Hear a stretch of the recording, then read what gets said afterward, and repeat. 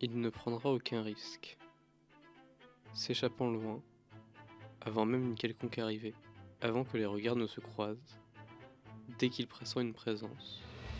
Le voici déjà dans le lointain, ne laissant derrière lui que des ombres et un turbulent tocsin. Et dans ces obscurités, on ne distingue qu'un œil et un bec luisant.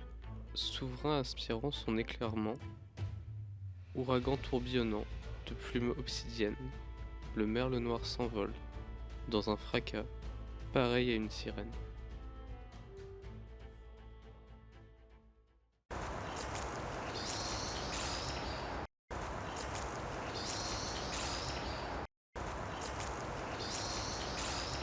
Le merle noir est principalement insectivore, mais il est aussi très frugivore, aussi bien à la belle qu'à la mauvaise saison. En été, il agrémente donc son menu de fruits mûrs et charnus, et en hiver, ce sont les baies des arbrisseaux qui lui permettent de compenser le manque d'insectes. Peu importe ce qu'il mange, le merle préférera toujours fréquenter les forêts. Dans les zones plus urbaines, où les populations de merles sont réduites, la consanguinité augmente. Cela crée des défauts génétiques fréquents.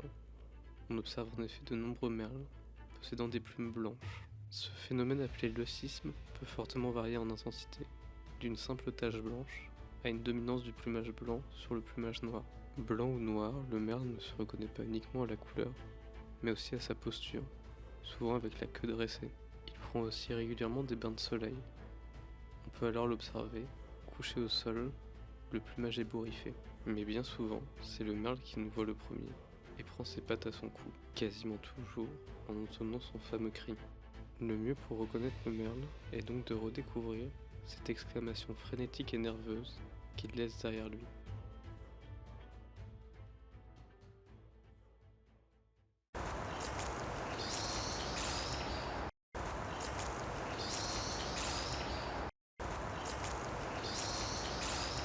Savez-vous désormais reconnaître le cri que pousse le merle noir au moment de s'envoler? C'est facile, il s'agit de cette puissante note en I, ponctuée de quelques-unes paniquées. Sri. Tic, tic. Et finalement, parmi les oiseaux communs, le merle est peut-être le plus difficile à voir. Insaisissable comme il y a donc de quoi se réjouir lorsqu'on arrive à en faire un portrait.